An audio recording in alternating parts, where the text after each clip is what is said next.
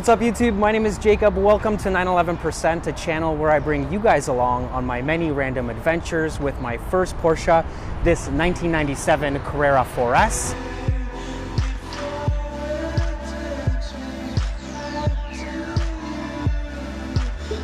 And on this channel, I post weekly videos every Thursday, 1 p.m. Eastern time, everything from driving to events, even a few technically oriented videos as well. So if that's something that interests you, hit that subscribe button, follow along on a regular basis.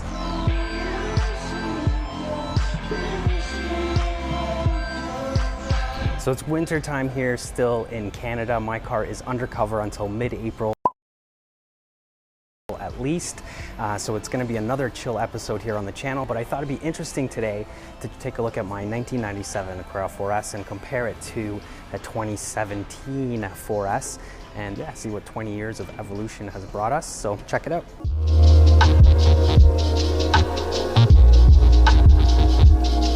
All right guys, so here we are. This is a 2017 Carrera 4S in a gorgeous Miami blue. This car has the optional 20-inch satin black wheels. I thought I'd use this as a basis of comparison just because it seems to be, well, the only car I've got access to right now. It's really the real truth.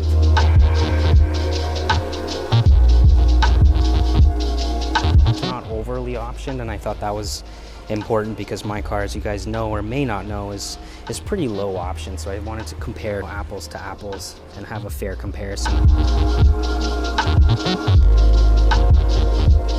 Coming around the back end here, another option is the sport exhaust. So with the sport exhaust, the cars are fitted with these two outlets kind of in the center under the rear plate. Another aspect of the 9912s that I really like is the return to a black plastic grille. I think the last time we saw that was on the 993 model. Just that little break of color on the back end looks really cool.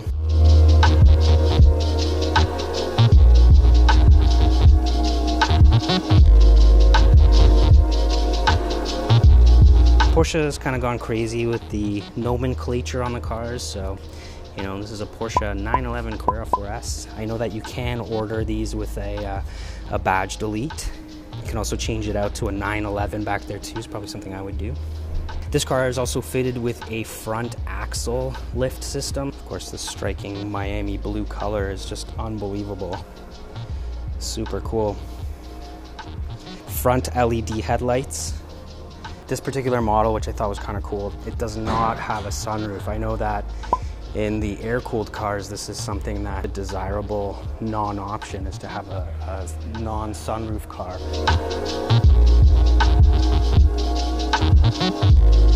And some of the other options are on the interior, and I'm just gonna come in here and open the door for you guys and show you.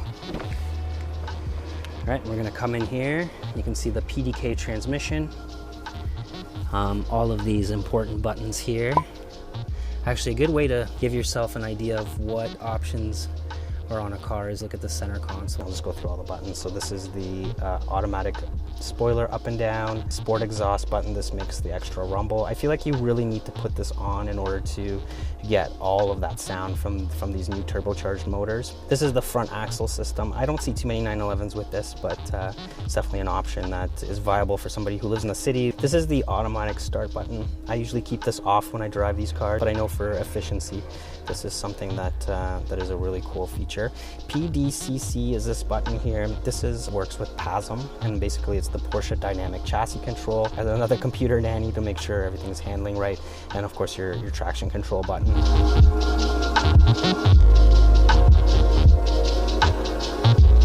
Another thing on the center console for both driver and passenger, your seat controls, so heated and air-conditioned seats. You know, all of your Hvac stuff is up here. And then everything else is pretty much controlled through this PCM. That's a touchscreen. There's also, you know, Apple CarPlay, all that kind of fun stuff. All right, so sitting inside the car now, right off the bat, I can tell you that something that I've always noticed, you know, changing seats in a lot of different 911s that I've driven is that it always feels really at home. It doesn't matter what era 911 you're driving. If you have experience driving them, when you get into a newer car, everything feels like exactly where it should be or where you recognize it should be. And I think that's part of that whole evolutionary charm with these cars.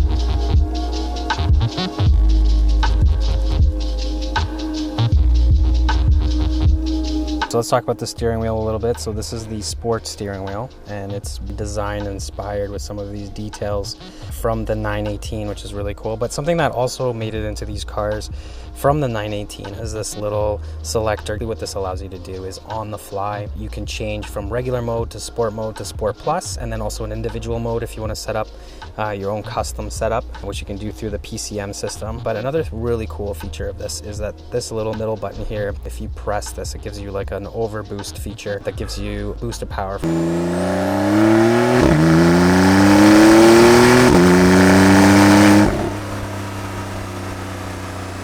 Here's where we open it.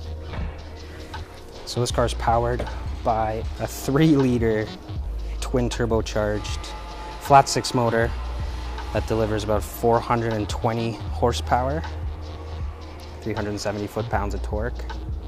So quite a bit more power than my car. It's funny, when you look at the engine, this is all you really see. It's worse than before because all I see are these 2 computer fans and of course this like kind of intake. But that's pretty much it. That's all you get to see.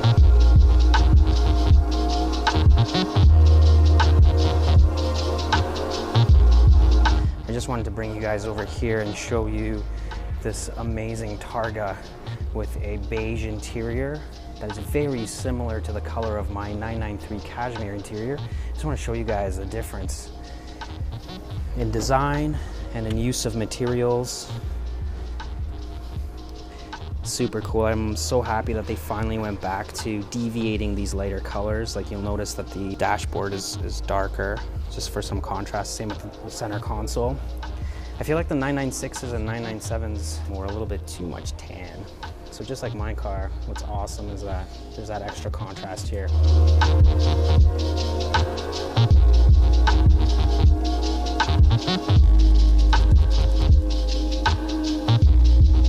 So let's check out my car now, just to compare it. All right guys, so just a quick sneak peek here. I'm in the service area and my friend Brandon's RWB is here.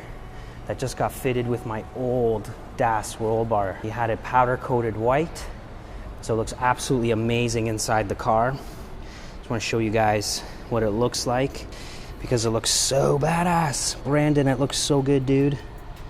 And he's got the seat braces in there as well. Super sick.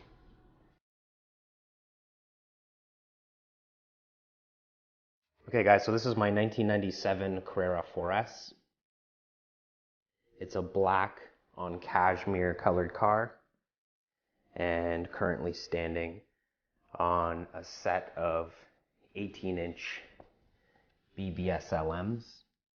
However, the car was sold with the standard wheels that came on the 4S, which were the 18-inch turbo twists that were the solid spokes.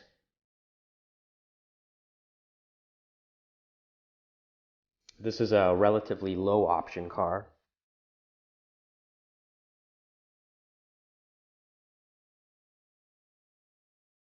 There was no sport exhaust option in the 90s. There was a motor sound package that you could get, but it wasn't really anything to do with the exhaust except for there were some tips that came with it. The big change really was in the airbox on the intake side. So the airbox had a few more holes that just kind of gave it more of a howl or some extra audio over the stock box. But right away when I bought this car, I ended up changing out the stock exhaust with a bypass exhaust system from FD Motorsports, and it's most commonly referred to as the Pfister Stage 2 exhaust. Also got these wide oval tips from them that were ceramic coated black. Stock exhaust had to be upgraded. This is what it sounds like.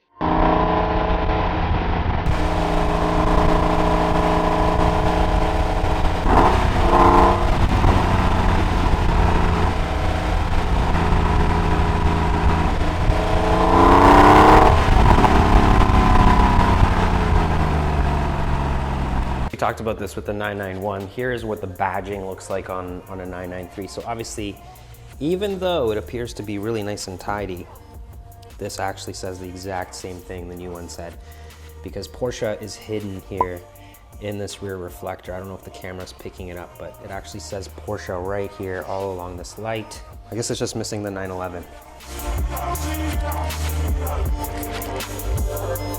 This is the plastic grille I was talking about. So on the new car, you know, now they're vertically positioned just so that there's extra airflow into the intercoolers.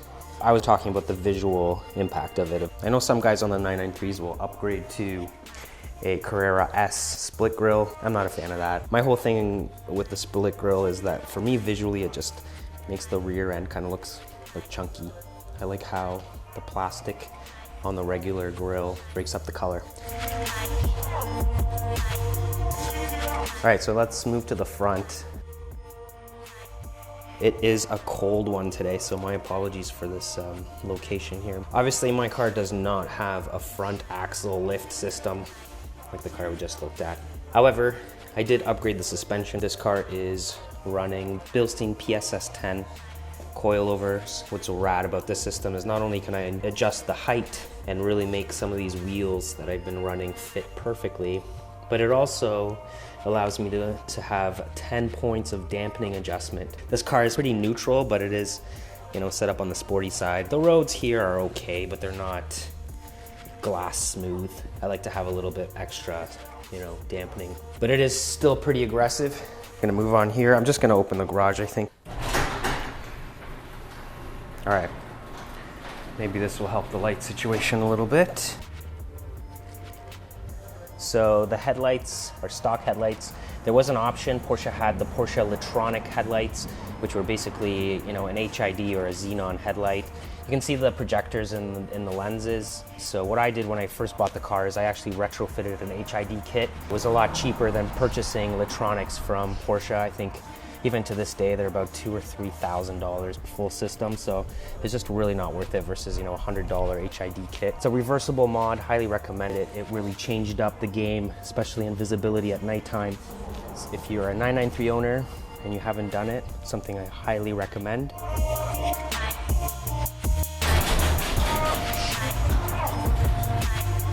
All right, let's take a look at the interior. So this is the cashmere interior in here. And this is a 6-speed car. And this car also has the standard sport seats. These only have 4-way adjustability, so bottom cushion can tilt up and down, but everything else is manual as far as reclining and moving it back and forth.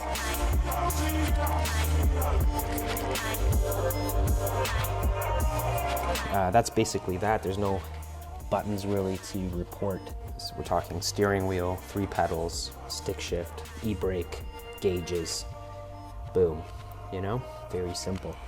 All right, let's go inside and check it out. So one of the biggest differences right off the bat between this car and the 9912 we just sat in is the sheer size of it. I don't know if you can even hear in the audio, it's such a smaller space in here. It's tiny, and I'll show you what I'm talking about. When I've got my hand on the steering wheel here, when I extend my fingers, I'm touching the glass. As far as, you know, any kind of techie stuff to report about, all this car really has is, you know, the gauge system. That's pretty important. I'll just go over everything. So obviously fuel, this is your oil level. So because this is an air-cooled car, it's really an oil-cooled car. Oil temperature, oil pressure, all those kind of things are really important in this car. So here you've got the level gauge. Here you have the temperature of the oil. So this is a very important gauge to keep track of.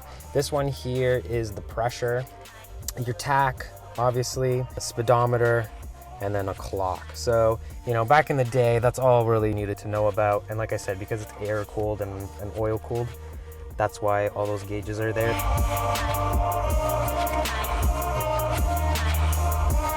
So the previous owner installed this Kenwood deck in here. It's Bluetooth. I think I've used it maybe a total of 10 times in my last 7 years of ownership. I like to ride with the windows down and hearing the exhaust. That's just the way I kind of like to roll in this car. HVAC is here, very analog. So this is where the key goes, and that's pretty standard on all Porsches because of the whole Le Mans thing. I'm not going to get into that. Headlight knob. Another thing to talk about are these center console buttons. These are pretty standard. You know, you got your hazards, your center locking. This is the clearing button that clears the exclamation mark on the gauge cluster. Automatic spoiler, up and down. This is the sunroof button. And then I also have a delete here. I think that was for the rear wiper. 6-speed transmission. And then, of course, the e-brake. But that's pretty much it. I mean, There's not much more to really report in here. Car's powered by a 3.6 liter, naturally aspirated, oil-cooled, flat six motor. It produces 200, well, when it was new, 285 horsepower and 251 foot-pounds of torque. So a lot less than that new car we just looked at. But you know what, that totally doesn't matter, because like I've always mentioned in a bunch of my videos, it's always more fun to drive a slow car fast than a fast car slow. This car does not feel slow by any means. It just is on paper. And the thrill, you know, when you're driving it completely outweighs that power difference. It's just an animal, the way it's geared, the way it handles because of its size. It's an awesome, awesome car. Absolutely love it.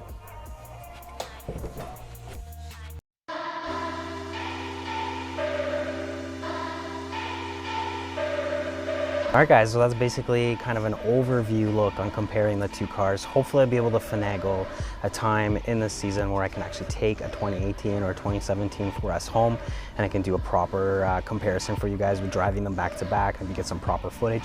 So I'll work on that. But in the meantime, thank you so much for watching. Remember to subscribe, comment, and like, and I'll see you guys next Thursday. Take care.